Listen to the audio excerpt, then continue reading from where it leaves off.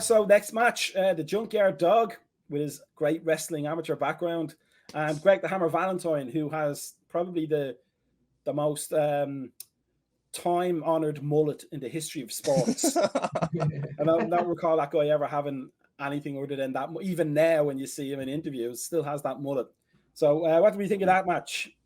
Okay, I just got to say, from a lot of these wrestlers were pretty new to me, and I got to say, right out of the gate, I really like Junkyard Dog's whole aesthetic and charisma. He was hilarious, and I was immediately like, I want this guy to win, right off the bat.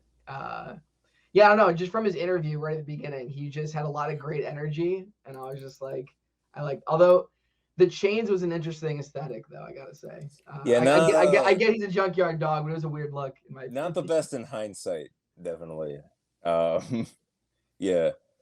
I mean, this, and while I really enjoyed the match, I was a little disappointed with the whole, lack of title.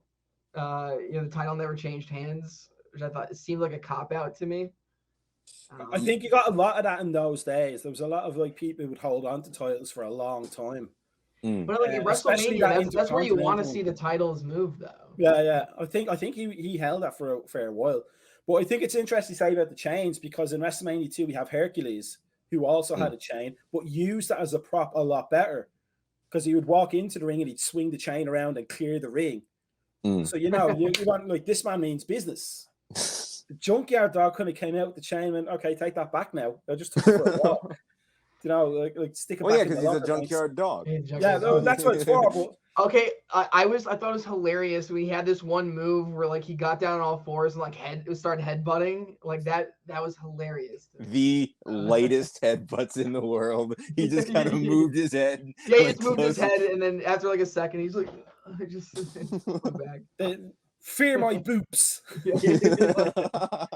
But I mean, look at the picture. Like he was a character. I remember the Junkyard Dog as well. He was like, let's call him second tier. If Hogan and that kind of wrestler are first tier, he would be like second tier. Never really holding the belt, I don't think, but always. No, but still, his performance was thorouhtly entertaining. Like he really was in the character, and it was fun to watch. I will say this is one of the more entertaining ones for me. But even on top of that, though, Greg Valentine was always a consummate professional.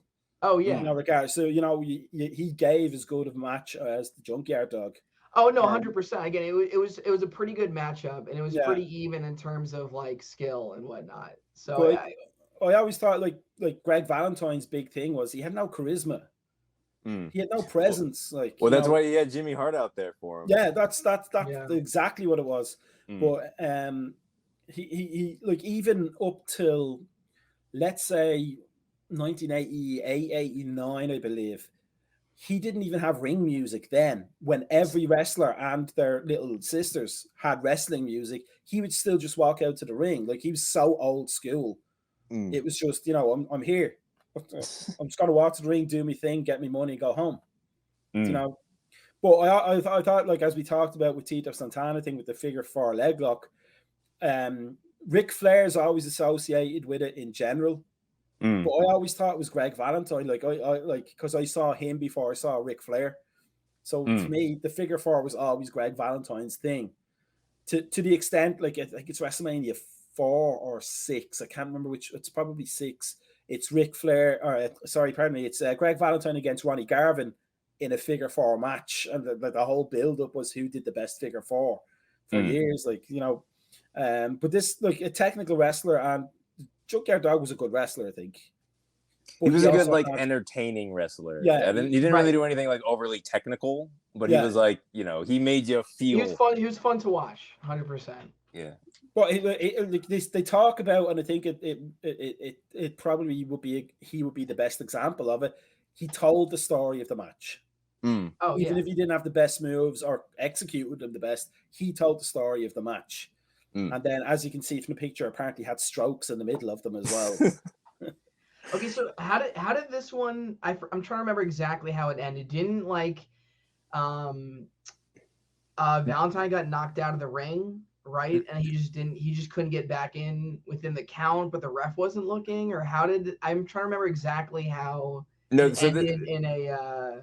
So he this is another one of like the ending seemed like a lot and it didn't make a lot of sense, but like right. So That's he used the ropes as leverage in his pin. Like he put his 2 back feet, or he put his 2 feet on the second rope, and like use that as leverage, which is an illegal move in wrestling. You're not supposed to do that. So he got the pin, 1, 2, 3, starts to walk off with the title. Tino Santana runs in his middle school teacher outfit and is like, "No, the ref, didn't you see that the 2 feet were on the ropes? That's illegal." The ref is like, "Oh, I didn't see that. You're right. Restart the match.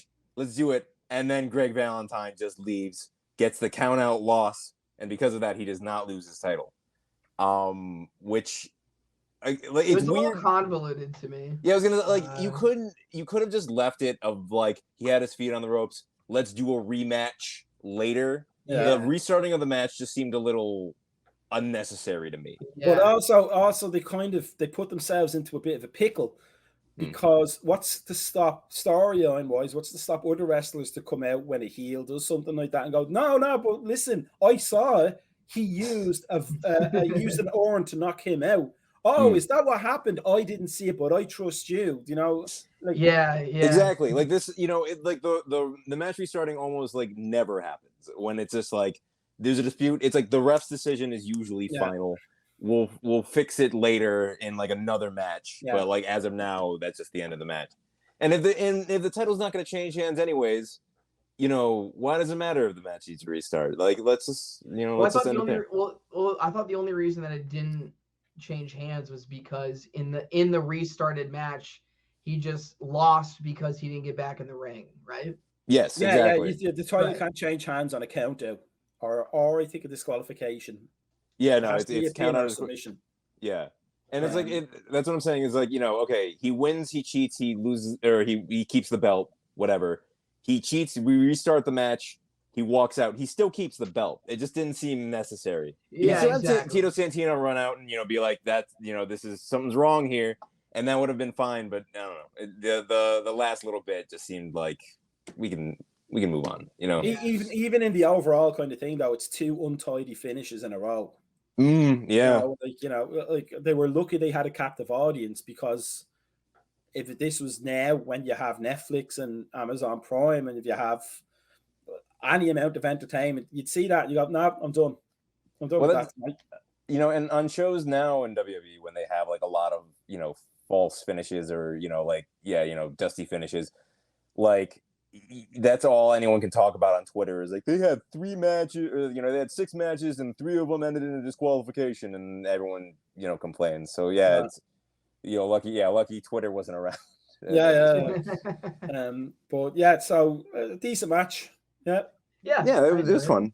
It's quite like the first. It was entertaining, if nothing else. Okay, so next match, Iron Sheik and Nikolai Volkov, the enemies of America, against the US Express, the pride of America, with their foofy little handkerchiefs tied around their neck.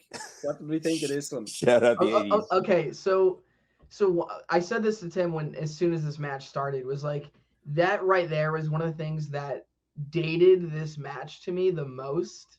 But also apparently Tim was telling me that WWE has even into the 2000s kind of done the whole like enemy of America kind of plot line when it comes to like villains in matches.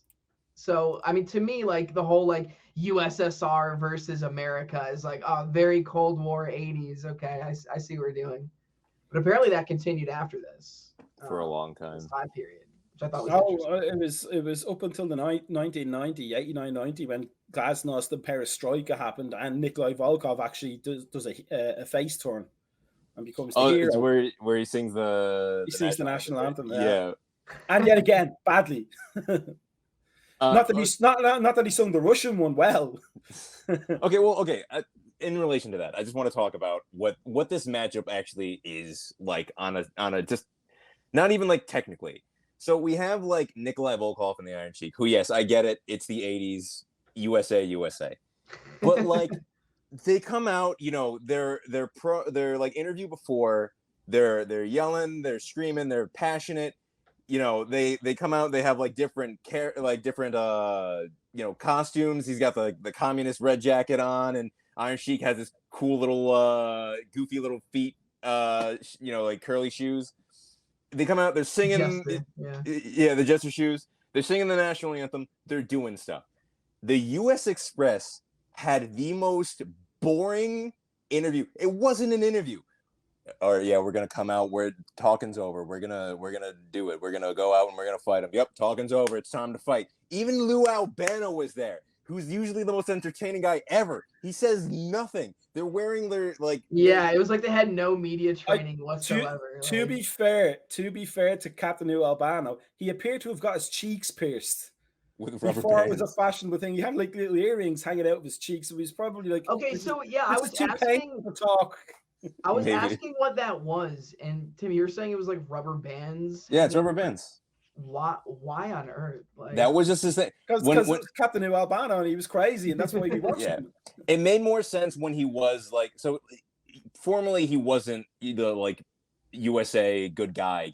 He was just like, he would bring in these like weird, sometimes also foreign like fight people for the hero to fight. So he was a villain and he was supposed to be crazy. So it would make sense they would have like weird stuff, coming off of his face. And now that I guess he's, people just associate that with him. So he just still does it, but it doesn't make as much sense in this, kind of like newer character. But yeah, I don't know. Yeah. Especially out with that tag team. Yeah, exactly. You get the two most, Well, right. It was like this super, just like in your face, loud, like charismatic enemy team coming in, and then the Americans were like, yeah, exactly. Like, all right, talking's over. It's time for fighting. Let's go. But even you doing that hand gesture there was 10 times more exciting. Well, right, exactly. If they'd have done that, it would have been a good interview. but you have to also look at it like the two of them. Mike Rotundo becomes IRS much later on. Mm-hmm. Probably the most boring. That's actually when I stopped watching wrestling back then. That was hilariously bad. The new generation. Irwin or Shyster, that's beyond the pale of realism. Barry Windham becomes the Widowmaker, which it was a decent character, but it was so low key. It was almost the Undertaker before it was the Undertaker. But again, he didn't last very long because zero charisma. Yeah. I think they were both decent technical wrestlers, but there was no story here other than USA versus Russia. And I guess, at that time, that's all you needed. It was just like, yeah, America, we're going to fight the foreign heels and win this. And it was fairly cheapy. Yeah. It was fairly cheap. And I think made entirely by the Iron Sheik, like the whole match, anything that was made from it was him, because he's a legend because he is the Iron Sheik. He's not playing. He is exactly what he says on the tin. A great example of him not playing around is, of course, I think there's some more shenanigans in this match where the Sheik hit Windham on the head with the cane, right? That was while the ref's back was turned. Like I love Iron Sheik of just like, I don't know, he has to be doing it on purpose, but instead of saying Mean Gene, he says Gene Mean every time. Gene Mean, I go out there, I hit them. It's so great. He's so amazing, and he only gets like better from here. He's fantastic. Yeah. If you look at like interviews, like I know there's like a couple of behind the scenes and bloopers and stuff like that with the Iron Sheik and Gene Okerlund, but he's the same. He's not. There's no difference between him in real life and him in the wrestling ring. Like, and by all accounts, he beat people up as if he was the Iron Sheik outside of the wrestling ring as well. If you didn't like him, and that's what you want. You want that real, like, you believe the Iron Sheik hates America. Even though I don't think he did. Like, I think he just played that like angle really well. But like Nikolai Volkov is from New Jersey or somewhere. Really weird like that. We were talking about this. Isn't he actually like Polish? Like he's not even Russian. He's Polish. We're looking this up. He's not even Russian. That's great. They're like, he's Slavic, close enough. Like, he's a white person and he has he has like a Russianish accent. Just throw him in there. It's fine. Like you know. But I again, it was a probably a slightly below average match, I think. It had some decent showmanship in it, but yeah, the match was okay. It was all right. Yeah, I don't. Besides like the ending with, like Jesse mentioned, with the cane, I don't really remember any big kind of like moments in it. I'm sure there's probably like some spots or like whatever. I will say, there probably were, but we just got bored watching Mike Rotundo and Barry Windham. We all blanked them out. Like I was not invested in those in them at all. You know, like outside, let's go America. Like there was nothing to them. I was in relation to what we were saying before, though. The Iron Sheik's physique compared to the other three in the ring, he was like the only one that was showing, like, he had a little bit of the abs going, and he was definitely like a little more beefier. He looked like an old school bodybuilder from like the 20s. Yes. Yeah. Triangular. He went up like that. Like his shoulders are out like that, like, and it was almost like he took a breath in one day and he hasn't been able to release it for the last 40 years. That's why he's yelling all the time. That's why he talks like that. Next match, Battle of the Giants, literally Andre the Giant against Big John Studd in a body slam match versus $10,000 in cash. This was like the weirdest match for me. It was a gimmick. The entire thing was a gimmick. Oh, it totally was. And I will say, again, having really only seen modern pay-per-view events, this was my first full entire match seeing Andre the Giant fight. And I gotta say, I was like, it was a little bit different from what I expected. I just remember at one point in this match, I think Andre was doing a lot of bear hugs and like doing this like slow squeeze, like a slow like draining of Big John. I thought that was interesting. It looked a little bit. I was expecting a lot more. I thought he was gonna like pick him up and toss him around a lot more. But, I think for him though, like for Andre the Giant, he'd been I want to say 10 years at it at that point. Like, so he was a proper veteran, and you could, like, I mean, he wasn't just a tall person; he had a disease that kept him growing. Well, right. Gigantism. So he was. You could see from around now till when he finally finished his physical decline as each pay-per-view came along. And I think this is probably the start of it, because he's a lot. You can look at him when he was younger, when he had the big bushy hair, and he was really mobile for somebody that large. Not jumping off the turnbuckles or anything like that, but he could move. But now you could see he seemed to be like trying to take his time. He's very slow and methodical. In between things, But I thought this was a good one because it was a gimmick. There was nothing more to it. Right. I mean, I did like the plot line of the $15,000 bet, and if Andre loses, he's going to retire. Which you could tell going in, there was no way he was going to lose that. But still, it was. I could tell, like, if you're watching this live for the first time, like, you'd be on the edge of your seat probably. You're like, wow. It was like because it was Big John Studd. It wasn't. Let's say I want to say for much later on, the Ultimate Warrior body slamming Andre the Giant, because he was a lot smaller than Andre the Giant, but he was a big, powerful guy. But this was too big. This is what you want to watch wrestling for. Two large men. That sounds weird. Two large men, though, that are very muscular, trying to lift each other off the ground. Yeah, big meaty men slapping meat. Yeah, exactly. Even if they're vegetarian. But Big John, he was a character too. I thought he was almost. You could look at Big John Studd a little bit, and you could say if you could just change this piece, this and this piece, he could have been Hulk Hogan before Hulk Hogan came on the scene. He just didn't have those little pieces that Hogan had.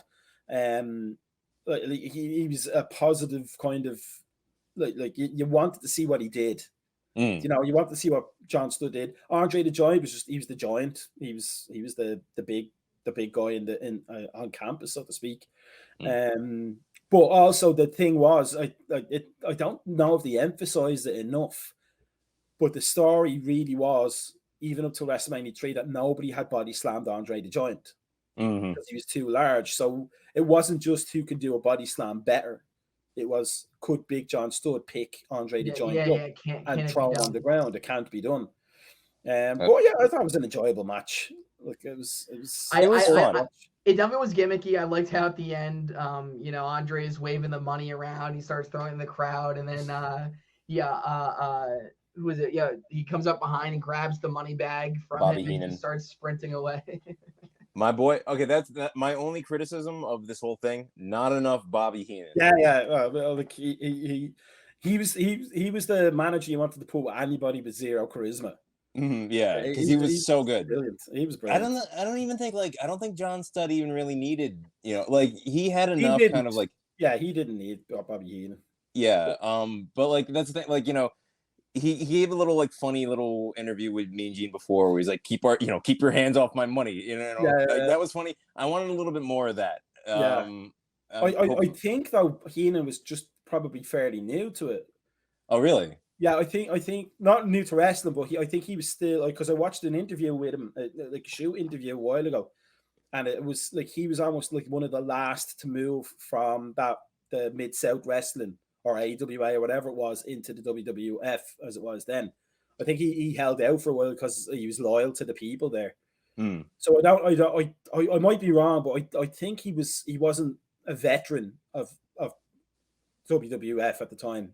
Okay. For this one. So it might have just been, because he plays a bigger part in WrestleMania 2 by far. And he's a main part of WrestleMania 3. So yes. So it could be just like, we've nothing to do with you. We don't have anything for you. Let's just stick you with Big John Studd for tonight.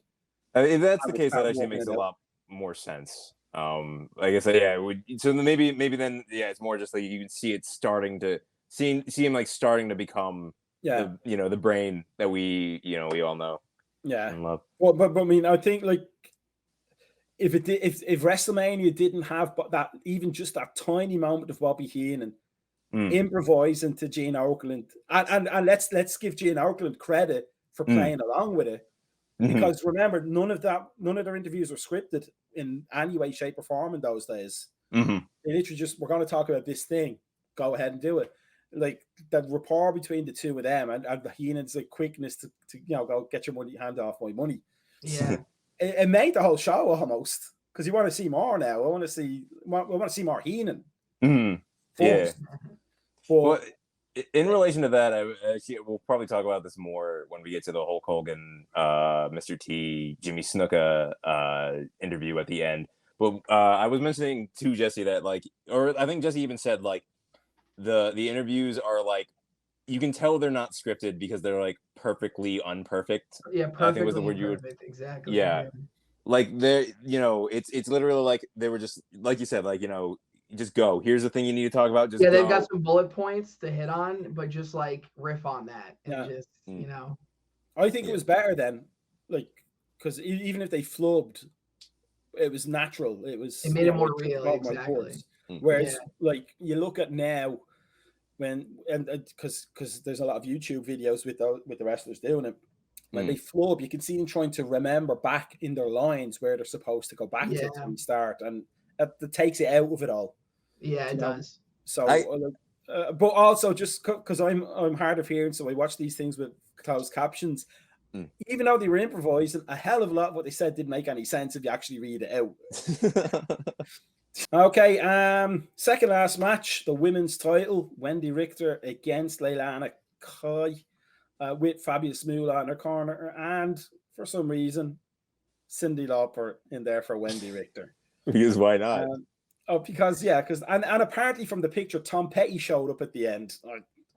I don't know who that was. No, that was Wendy Richter's manager. What was his name? Yeah. But he looks like Tom Petty. He does look like Tom Petty. So you're sitting there like, what is he gonna record a song here now or something?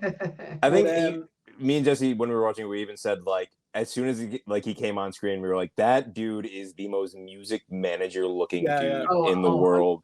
100%. Yeah, he's got the sunglasses and the hair and the vest or whatever that is. It was like, you're gonna go far. You're gonna go far. But you're gonna go far, kids. We'll get you to the big leagues. I'll nail me colors to the mast. That was hands down the worst match of the entire. That was a horrible match. I thought it was dreadful. I say this now because I know women's wrestling has become on a long way, but I also remember Glow that they had the Netflix show about. I remember watching it when it was out. It was horrific. I think, without wanting to sound sexist about it, but I think they just hadn't figured out how to do women's wrestling in those days, and they just tried to do it like men's wrestling. But I've read people saying, if you look at the ratio of size to the ring, and the WWF ring was huge, it was much larger than a lot of the other ones. They probably needed to adjust things to make a, like, you know, if Wendy Richter's backing up onto the ropes to do some rope move, it's at her head almost. You know, like it was a very untidy match. There was a lot of missed hits. I mean, I will say, like, the placement as like second to last fight was kind of interesting. I'm kind of surprised they didn't bump it up to like earlier in the show. I think that would have made a lot more sense. I think they were trying to back end all the star power because, like, you know, like it's Cyndi Lauper, and then in the main event you had, you know, like 5 different other, you know, Muhammad Ali, all that. I think maybe that might have been it, just because this one feels like the most important because Cyndi Lauper's here. You know, that might have been the only reason why it was like second to last on the match. Also, it was the only title change tonight. Oh no, the tag match. Tag match, yeah. Okay, yeah. All right, so it was the second title change. I guess maybe they wanted to, I don't know, put that in the back to energize the crowd for the main event. I as I said, I think like you got into, it seemed, the habit of having like a palate cleanser before the main events. And that's what it struck me as, because women's wrestling still wasn't, you know, it wasn't accepted. I gotta say, like, I was just, again, coming from, you know, modern WWE, it was weird seeing a single women's wrestling match. Like, normally in current WrestleMania, you at least have, per night, you have 2 or 3 at minimum.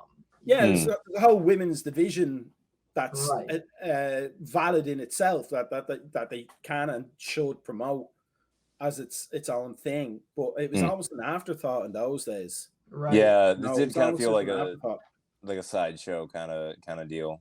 Yeah, because I do remember, like, much after WrestleMania, I think they did it that, like, one of the, not the force, but one of the earliest WWF screw jobs on Wendy Richter when Fabulous Moolah beat her for the title when she wasn't supposed to, and she had a mask on her. She wasn't Fabulous Moolah, but she's like 80 years old there. Yeah, do you know what I mean? Like, the quality wasn't as good as it is now for women's wrestling. And I just thought it was poorly executed. There was no, I mean, what were we invested in for this? You know, there's no, like, I mean, as much as we're saying like that, I did feel like the crowd was into it, and maybe it was more just that Cyndi Lauper was there. But I feel like, you know, they got, like, you know, when Wendy won, she got like a decent reaction. Like, you know, I feel like the crowd she was like the like, I remember, like, the female Hulk Hogan.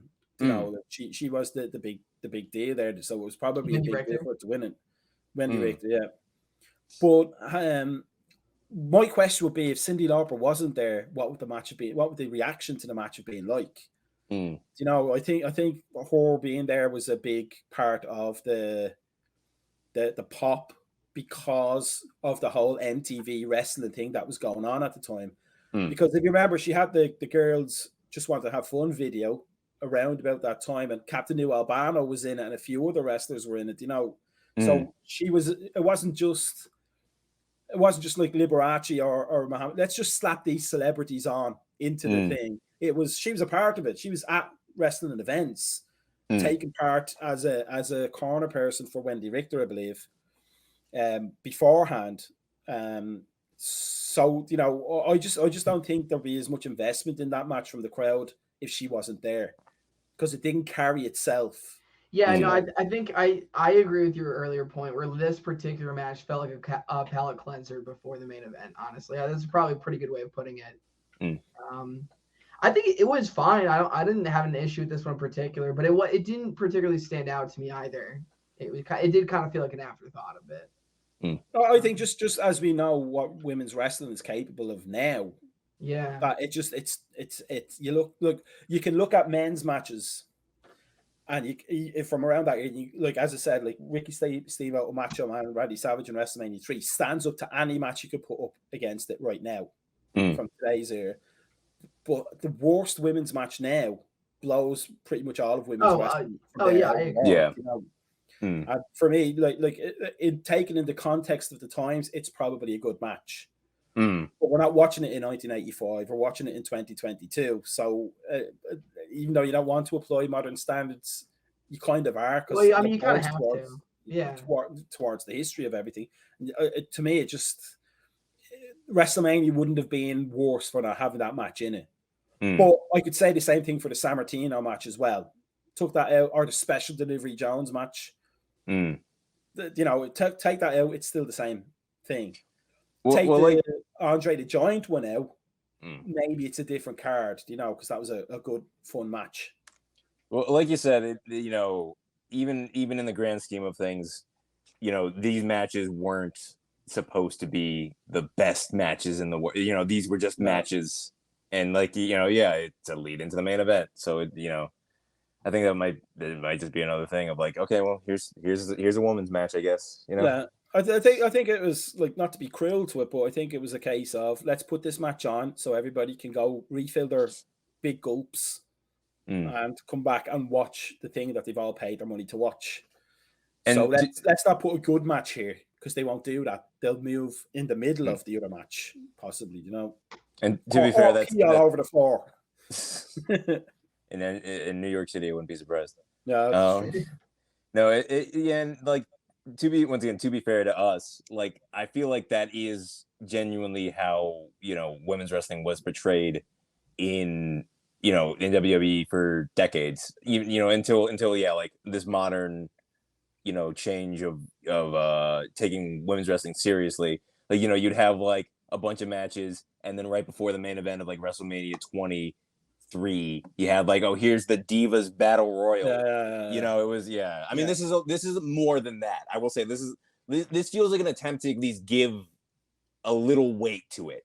Yeah, that's a fair point. Yeah, like the title's on the line. There's something happening, but it just for me, it just wasn't a good match to keep. You know, that's the match when I was watching it back. That's when I went to the bathroom. Because I knew I was going to miss anything. Like I knew the length of it for a start, so I could time it. But you know, it wasn't. There was better women's matches to come. You know, but in the context of the times, it was probably a good women's match for then. Yeah. But I'm in 2022, and to me, it's watching back. I have the luxury of going. You know, we can look at an event and go, right. I'm not going to bother with this. I can fast forward through it or whatever. But to me, just it's between this and the Sammartino match for the worst one of the whole thing. Okay, so on to the main event. The Hulkster, the biggest man in wrestling at the time and forever probably, with Mr. T, the smallest man in wrestling, possibly the angriest, against Paul Orndorff, who was probably the main challenger at the time. He was a guy, but the main challenger. And then Roddy Piper, probably one of the best people ever on the mic in professional wrestling. What did we think of this one, boys? It was easily one of the most entertaining matches of the night by far, I think. Again, I think I kind of said this at the beginning, but seeing Hulk Hogan a lot closer to his prime was interesting for me. I just everything I've known about him is just like he looks as he does now to me. That's just kind of as I've known him. So it was cool to see him in his prime. First time I've seen Mr. T fighting in a full match as well. I think this is the only time. Fantastic duo. I thought it was really entertaining. I liked it. I think the biggest thing about the match, like even just looking at that picture there, is how much charisma Hulk Hogan had compared to every other person on the roster. And I don't think it would be unfair to say he had more charisma than any random 10 wrestlers in the WWE at the time. Bearing in mind, I don't think Macho Man was in it yet. I think Macho Man was probably the only one that competed with him for a long time for just presence. Like he just made you weren't watching a wrestling match, you were watching Hulk Hogan. Yeah, you're watching Hulk Hogan doing his thing. But it's like even watching this match, it's like the Simpsons thing with Poochie the dog. He's like, when Poochie's not on the screen, I want to be asking, where's Poochie? When Mr. T's in the ring, you're sitting there going, well, where's Hulk Hogan? Put him back on. Because Mr. T was dreadful. Let's be honest. It's shocking, like, I don't know, like, even in his, like, post-match interview, like, he didn't say much. He wasn't, like, Mr. T, you think in your head, you're like, I pity the fool. He wasn't even, like, in character. Yeah, it did seem like he was kind of phoning it in a little bit. Yeah, I mean, like, at least, like, character-wise. I think he did, like, a decent, amount in the ring. I thought that, his, like, fighting was... I think it was a good pairing with Hulk, but... But I think, like, as well, just because he was like a special guest wrestler, like, I think that in the short time, much later on, that Bobby Heenan is in the ring for a wrestling match. Again, I can't remember who it was against, but did more as an old, beaten up old man than Mr. T. Like, it wasn't that he did bad, but he was a larger than life figure on television and in the movies. And when he comes in, he's the fourth. Like, even Mr. Wonderful Paul Orndorff has a bit more to him than Mr. T. And that's a bad thing. That is bad to be less charismatic than Paul Orndorff. But, like, Hogan and Piper carried the match, really. And you wanted to see more of them against each other at all times. Mr. Wonderful and Mr. T in the ring together, it's two tramps fighting over a paraffin-soaked rag. But once either Roddy Piper or Hulk Hogan are both together in the ring, now it's on. Like, it's on. But also, like, I'm just looking at the picture there, sort of distracted by the fact that Muhammad Ali is there at ringside. Doing next to nothing. He literally came in, he was like, okay, special guest referee, outside referee. Yeah. Why not just put him in the ring? Right. I don't understand. Like, if you're gonna have Muhammad Ali, why keep him off to the side like that? It's like they literally, he was like a check mark. They were like, we need, like, Muhammad Ali's gonna be there. So we can say for the pay-per-view event, oh yeah, Muhammad Ali's gonna be there. Yeah, like, I think he came into the ring once when, like, everything was breaking down, and it was like, oh, you guys gotta calm down, and then just left again. It's like, no, he swings a punch at somebody. I thought that might be at the end. He swings it over the ropes at somebody who's outside of the ropes by about 10 feet. Was that Muhammad Ali had a good reach, but it wasn't that long. Was that Bob Orton? Maybe I'm trying to remember. Yeah, it was Cowboy Bob Orton. He was trying to hit. There we go. But yeah, like, almost like, as we said, as I've said about, like, Mr. T and Orndorff, it was almost like they should have been the outside ring people, and Bob Orton and Snuka should have been the tag team partners, because they brought a lot more to it than the other two. Yeah, and that they both had the charisma to carry. That would have been a major main event if it was them two, I think. Yeah. In relation to it being a main event, I think I might have mentioned this to Jesse. It is weird. Obviously, we're talking about how, like, WrestleMania isn't at this point the culmination of everything. It's just a big show. It is weird that the main event is the big show. Huh? But not the big show. Not the big show. He'll come later. But it's like the main event of what is the biggest wrestling show of all time is not the world champion defending his title. No. It is a tag match with a celebrity in it that doesn't really have much in the way of stakes. It's just kind of like, or by the looks of things, interest in being there. Yeah.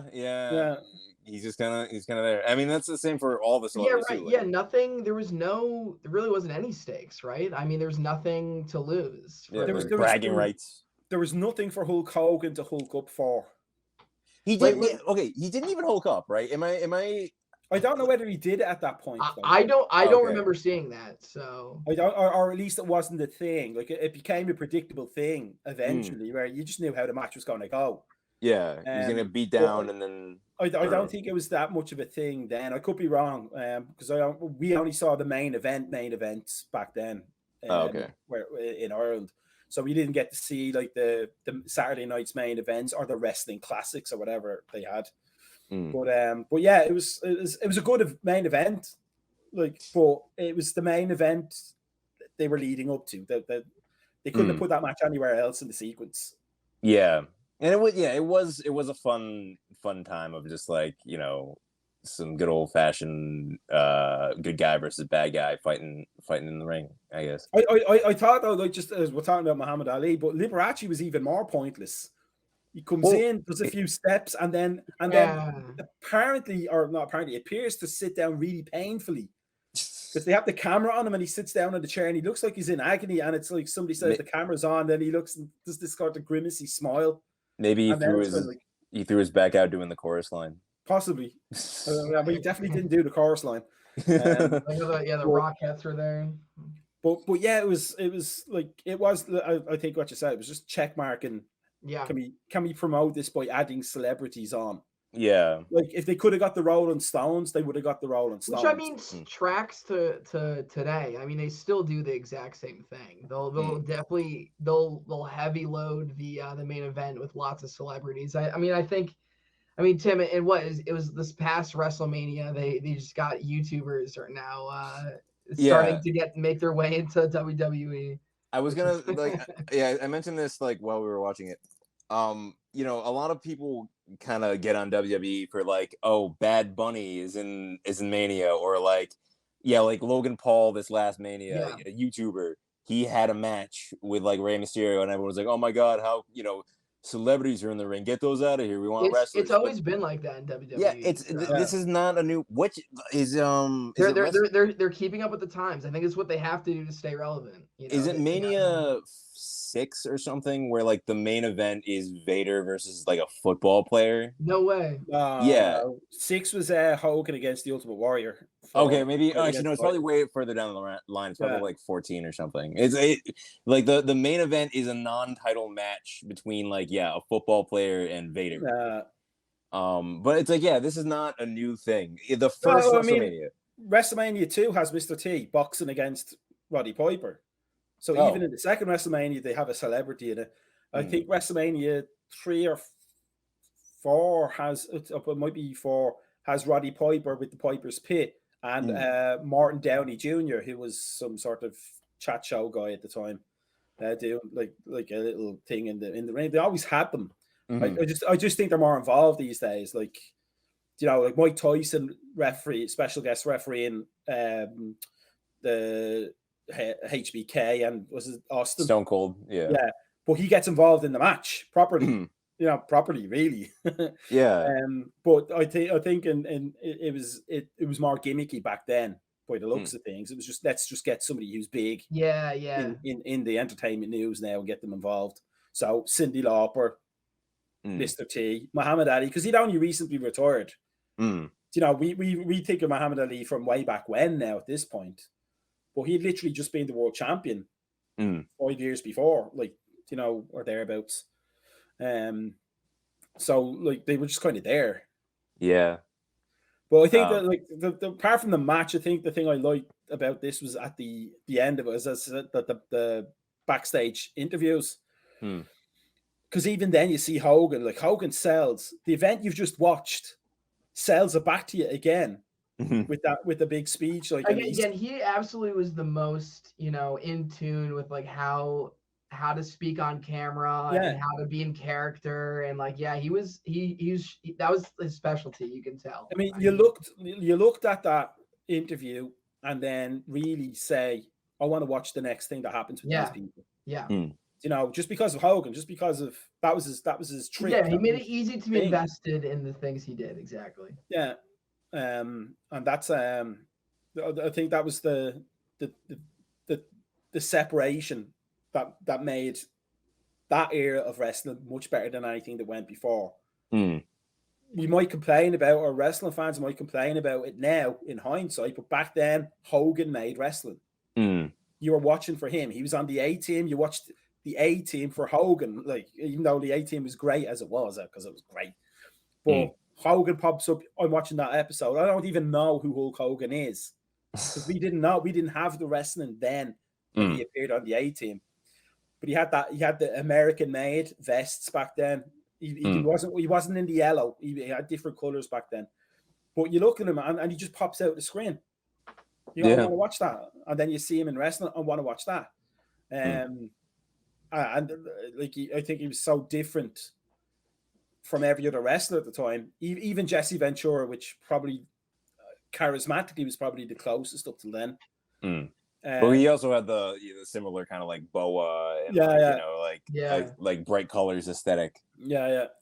But like Hogan, you would watch even if he was getting the crap beaten out of him for 18 minutes of a 20-minute match. You'd watch him getting beaten up because something might happen. It's Hulk Hogan. I believe because he told me beforehand to believe. But Bruce Beefcake says believe. You're like, big Y is open. I'm gonna go get pizza. You know what I mean? So I think this maybe more than any other match that we're gonna see with Hulk Hogan just shows, just by contrast, how important he was to the whole thing. So at the end of it all, what did we think of WrestleMania 1? Ratings out of 10 and any last impressions and thoughts? All right. 10. Yeah. Okay. So we're doing ratings out of 10. And this is more just in anticipation for where we're going. I am going to rate WrestleMania 1 a 5 out of 10. It is right in the middle. It is I want to give it the benefit of the doubt because it was the first event of its kind. A lot of the stuff is you can see them ironing out some stuff. Most of the matches were entertaining in some ways. Even some of the bad ones had some entertaining qualities. I'm just gonna rate this one middle of the road, 5 out of 10, and then this will be the benchmark that I will set, the future shows against. So yeah, 5 out of 10. Jesse. Okay, so I have a lot of the same logic as Tim, but I'm gonna be a little bit more generous. I'm gonna give it a 6.5 out of 10. And I think you can tell that there was a lot of ironing out they needed to do in terms of formatting, maybe the pacing of the matches. But at the same time, like I think that this event that was clearly, it's so iconic now, and now there's so many just like really big names for this era of WWF that's just in action, and it's fun to watch. And while again, there's certainly there's some matches that are a bit forgettable, and there are definitely some of the ways the matches ended, I think, weren't amazing. I don't know. I think it's a fun event to watch. I think 6.5 feels right to me. Yeah, I'd be close. I'd say a 6. I would just put it slightly above average because of Hogan. I think it just introduced Hogan to the world.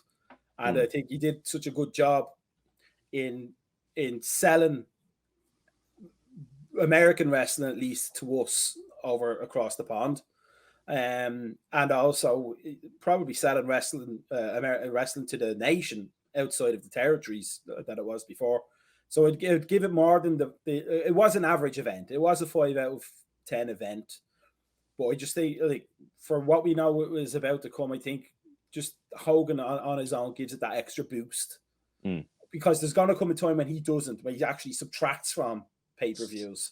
So I think for this one, we just give him the extra point. That's an era I'm going to be interested in watching because it feels weird that that's going to be the dynamic later on based on how much work he's doing in these earlier stuff. I think when we get to it, hopefully we'll get to it. We'll see. But yeah, he's a multiplier right now. He makes things better. But everything has its law of everything has an expiration date. Everything has its expiration date. And he, I think, at that point, had the power, but no, he just didn't have it anymore. His X factor was gone. But that leads us nicely into that attitude era. Let's step up again. Well, that's the thing. You'll see, Jesse. Like he grows and then he becomes a negative and then comes back later and is like a positive again. It's a weird trajectory. Maybe not. He doesn't get to where he was in at this era or even a few years later, but he still comes back in a very interesting way, like in the early 2000s, late 90s era. So it'll be interesting to watch that in real time happen. So overall 6.5 out of 10 for everybody. Yeah. Maybe 6. Yeah, your 5, Jesse. My 5 brings it down to like 6, I guess. Yeah. So probably 6 would be just about the average. Yeah. But next up, WrestleMania 2. We talk about they're ironing out the kinks and all that, but WrestleMania 2, they go big. 3 different stadia. in one night. Well, I think WrestleMania 1 proved that people were interested in this kind of event. Yeah, So they must have dialed it up for the next one. Yeah, it's gonna be. They try to. It's gonna be an event. I'm excited to watch it. So I can't wait to watch it again. But just wanted to say thank you guys for being along. We will see whoever sees us again at the next one. Thank you very much. At the bottom. Major Hurt signing out.